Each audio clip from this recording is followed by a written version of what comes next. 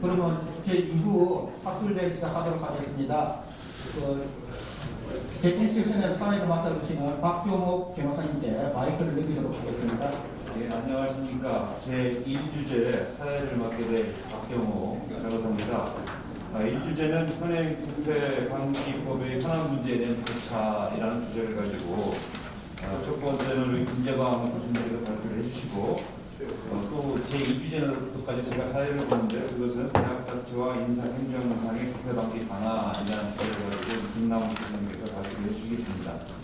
먼저 현행 부패방지법의 현안 문제에 대해 조차를 하셨는데 발표자께서는 한 20분 내지 25분 정도 발표를 해주시고 우리 토론자들께서는 플로어 한 5분 내지 7분 플로어 토론까지 받겠습니다.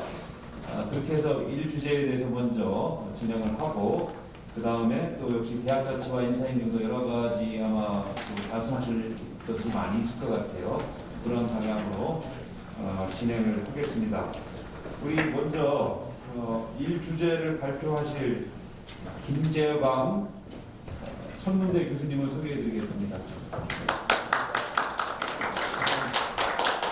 양력을 소개해드리면 선문대 교수시고 차기 공포 박해전으로 내정이 됐다고 말씀드렸습니다. 공포 박해가 우리나라에서 법학교수 모임 중에 아주 큰 학회로 제가 알고 있고 오래된 학회로 알고 있습니다. 많은 활약 기대하고요. 그리고 오늘 정호택 부의장님이 주재하는 그런 세미나인데 옛날에 김재광 부의장님 계셨습니다. 분명히입니다. 자, 우리 김재광 교수님 발표 부탁드리겠습니다. 예, 방금 소개받은 김재광입니다. 저는 부패방지법 현안 문제에 대해 가지고 간단하게 좀 발표하겠습니다. 토론자들께서 좋은 토론을 해주시기 때문에 토론을 좀 가능한 많이 발제문 11쪽이 되겠습니다. 부패방지법의 제정 이유는 여러분들이 다 아시겠습니다. 일단 부패 방지 기구를 설치하고 또 이 부패행위 신고자의 보호 및 보상, 또 시민의 참여 및 참여 기능 강화, 감시 및 참여 기능 강화 이런 기본적인 사항을 정하는 것이 이 법의 제정 이유가 되겠습니다. 그동안 우리 사회를 보시는 우리 박경호 변호사님도 국민권익위원회에 부위원장님으로 재직하시면서 매우 중요한 그런 업적을 남기시는데 이 권익위원회가 이제 창설이 되면서 이 부패 방지에서 국가적으로 아주 체계적이고 종합적으로 대응할 수 있는 그런 조직 체계가 만들어졌다는 그런 평가를 하고 있습니다. 그동안 부패 방지법은 여러 차례 이제 개정이 있어서는 여러분들도 다 아시겠고 또 주 개정 사항을 제가 좀 참고 삼아 이렇게 좀 해석을 했는데 대부분은 이제 부패 신고를 좀 활성화하자. 신고를 활성화하기 위해서는 신고자에 대한 이제 보호가 필요하겠죠. 또 그에 대한 또 보상, 지원 이런 데 이제 초점이 맞춰져 있는 것 같고요. 최근 발의된 개정안에서도 여전히 이 신고자에 대한 보호, 보상, 지원에 중점이 맞춰져 있는 것 같습니다. 그래서 이 발제문에서도 이런 측면들을 중심으로 해가지고 발제를 하겠습니다. 14쪽이 되겠습니다.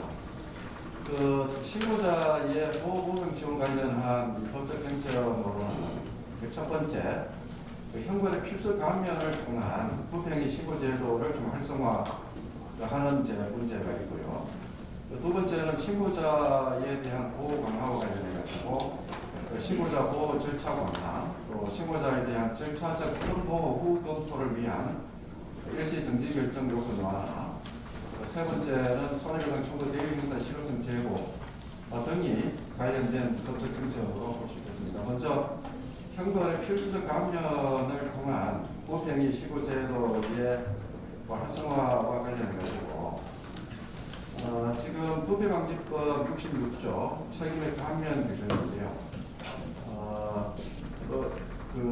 지금 현행법에서는 이제 그 신고자에 대해서는 형을 감경하거나 면제할 수 있다고 규정해가지고 임의적 감면을 규정하고 있습니다.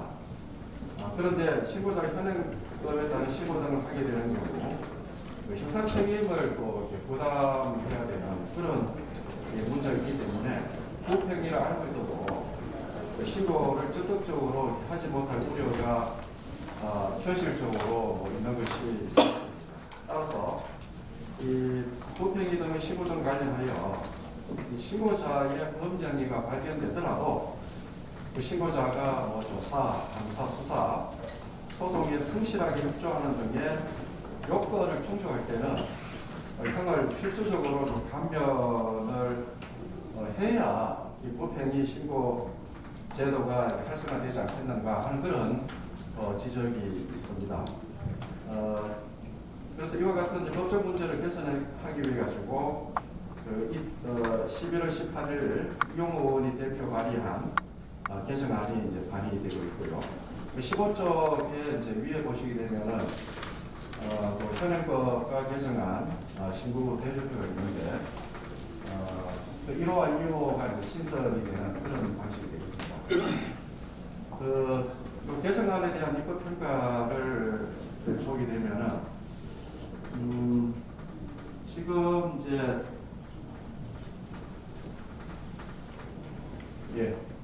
마스크를 이렇게 벗어달라는 지적이 있었습니다. 일단 또 저는 이 개정안을 보게 되면은 다음 각호의 요건을 모두 충족하는 경우에는 그 형을 감경하거나 면제한다 이렇게 이제 규정이 되어 있는데 우리가 입법 이론적인 측면에서 볼 때는 이제 요 감경하거나 면제한다는 이런 문은 하고 강경하거나 면제하여야 한다 이런 문헌은 좀 구별할 필요가 있는 거 아닌가. 제 생각에는 당연히 이제 제가 볼 때는 이제 입법안을 만들 때는 강경하거나 면제하여야 한다 아마 이렇게 아마 좀 하는 게 맞았을 것 같아요. 그런데 왜 그렇게 하지 않고 강경하거나 면제한다라고 하는 조금 중립적인 그런 문헌을 이렇게 사용했을까? 그 부분을 조금 이제 좀 생각을 해봤는데요. 결국 우리가 이제 여기 이제 법학자들은 다 아시겠지만은 재량행위와 기속행위는 이제 구별이 되고 그리고 기속과 재량이 조금 이제 분명하지 않은 그런 경우에는 우리가 이제 한다라는 이런 개념을 사용하고 그리고 이제 법의 전반적인 취지라든가 감안해서 기소할 건지 재량할 건지 이게 그렇게 이제 판단을 이제 하도록 그렇게 표현하고 있는데 제가 볼 때는 이제 지금 66조 단서 조항이 사실상은 이제 그 사법부에 대한 어떤 좀 기속하는 그런 의미가 있어서 면제해야 한다 이런 표현보다는 면제한다라고 하는 그런 이 표현을 쓴 거 아닌가 그런 좀 생각을 하는데 그리고 또 저는 이제 한 가지 문제가 일단 신고자의 범죄가 발견되었음에도 이 공익신고자라는 이유만으로 필수적으로 이제 말을 감면을 하는 것이 과연 이 법률 취지에 또 합당한가? 그런 측면에서는 조금 좀 신중한 검토가 좀 필요하지 않겠는가? 그런 의견을 좀 필요하게 봤습니다. 그리고 신고자 이 보호 강화와 관련해가지고 지금 현행법에는 62조 불이익조치 등의 금지도 있고요. 62조의 이 신분보장 등의 조치, 또 62조의 3의 신분보장 등의 조치 결정, 그리고 이런 다양한 규정들이 이제 있어가지고 또 신고자 보호에 대해서는 계속적으로 이제 어떤 강화하는 입법이 이제 이루어진 것은 뭐 상당히 바람직한 그런 것이다 이렇게 생각을 하는데, 근데 이제 이 신분 보장 등의 조치와 관련해 가지고 지금 우리 62조의 1을 보게 되면은 이제 그 신고한 사람이 해당 신고를 이유로 불이익 조치를 받은 경우에는 이제 위원회에 원상 회복 등 신분 보장 조치를 신청할 수 있도록 하고, 그 신청에 대해서 위원회가 조사를 하도록 이렇게 규정은 되어 있습니다. 그런데 이 같은 법 29조에 보게 되면은 이 불법 구제 절차라든가 이해 조정 절차 등이 진행 중인 사안의 경우에는 그 참고인 등의 출석 및 의견 진술을 요구할 수 없도록 하고 있어가지고 그 신분 보장 조치 신청에 대한 조사를 하기 때문에 그 참고인 조사가 제한되는 상황이 발생되고 있습니다. 따라서 29조의 규정을 적용하지 않는 게 그 신고자 보호 절차를 보다 원활하게 진행할 수 있는 거 아닌가, 이런 주장이 제기되고 있고, 그런 취지가 이제 윤재건이 11월 4일 그 대표 발의한 그 개정안에 그런 취지가 포함이 되어 있습니다.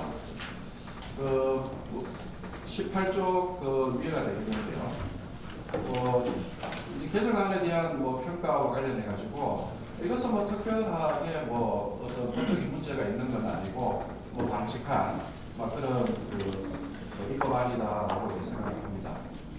그리고 신고자에 대한 절차적 선보호 후 검토를 위한 일시정지 결정 요건 완화와 관련해 가지고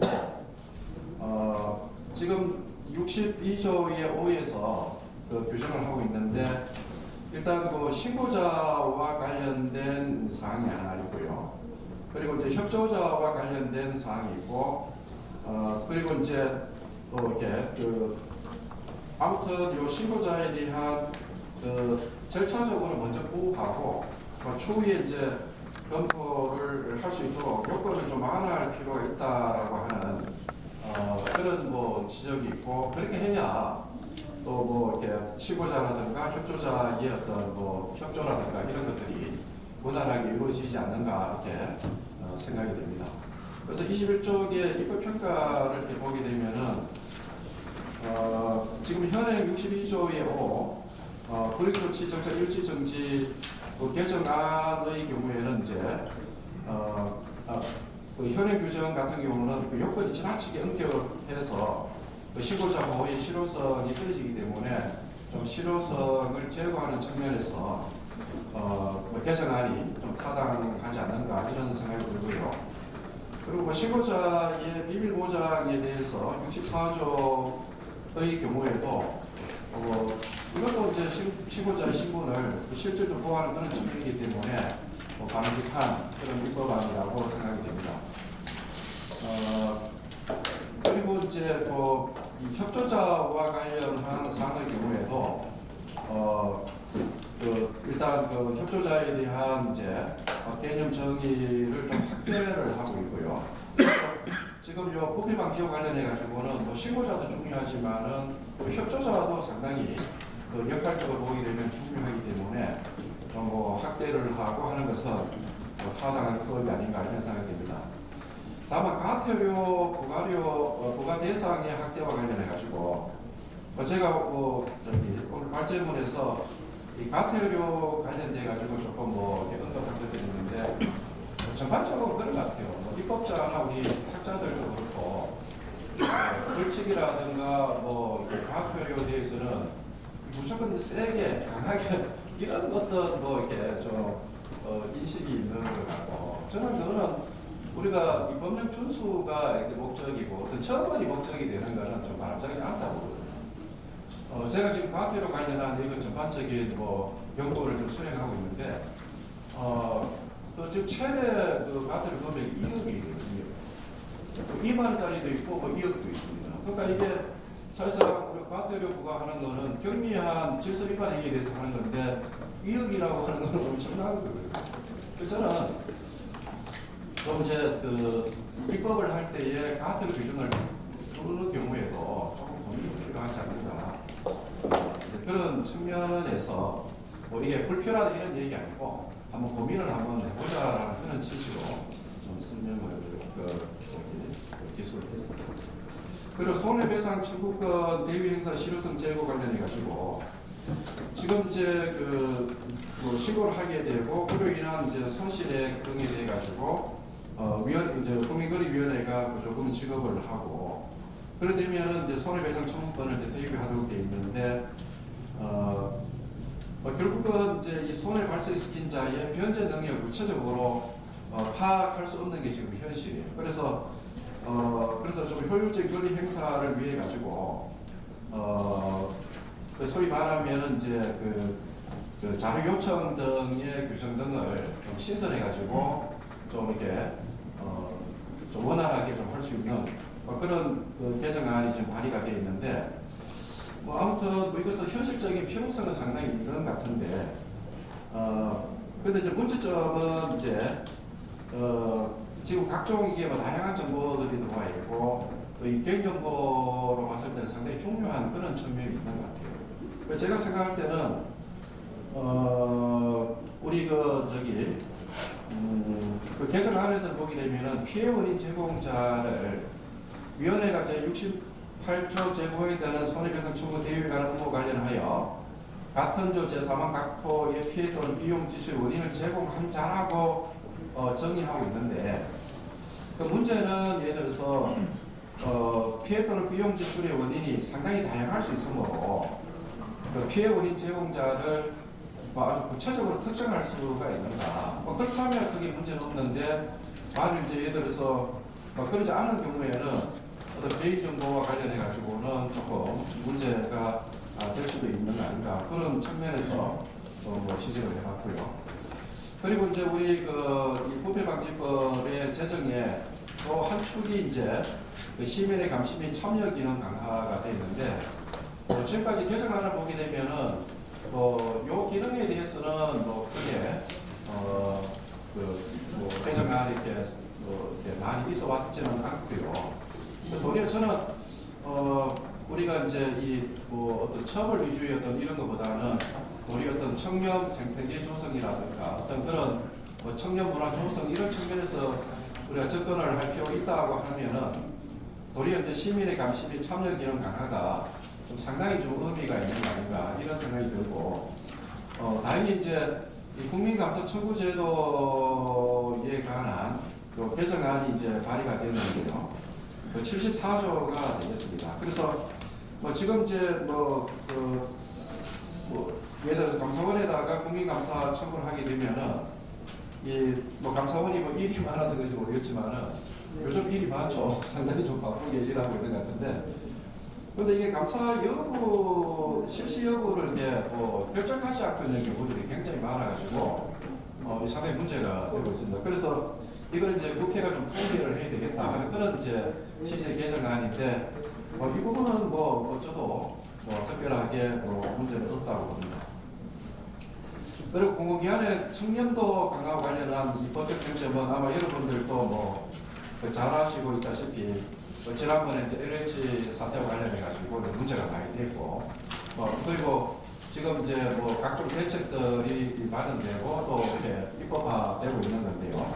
그래서 우리 부패방지법에도 그런 사항들을 이제 좀 반영을 하기 위한 개정안들이 발의가 됐는데 일단 이제 그 공공기관 부패에 대한 이제 조사 평가와 그에 따른 이 과태료 부과에 대한 그런 규정들이 있습니다. 그래서 이게 과태료는 아까 말씀드렸다시피 아무튼 지금은 이제 아무튼 법이 생기면은 이제 벌칙 과태료가 이렇게 동시에 이렇게 이루어지는 그런 것들이 있는데 아무튼 그런 것들은 한번 이 고민을 좀 할 필요가 있는 거 아닌가 이런 생각이 들고요. 그리고 30쪽에 보면은 공공기관 직원들 업무상 비밀 이용 문제는 아마 여러분들도 잘 아시고 있고 2021년 3월 29일 날 반부패 정책협의회에서 예방 대책하고 적발 함수 처벌 함수 대책이 강력하게 이렇게 제기되기 때문에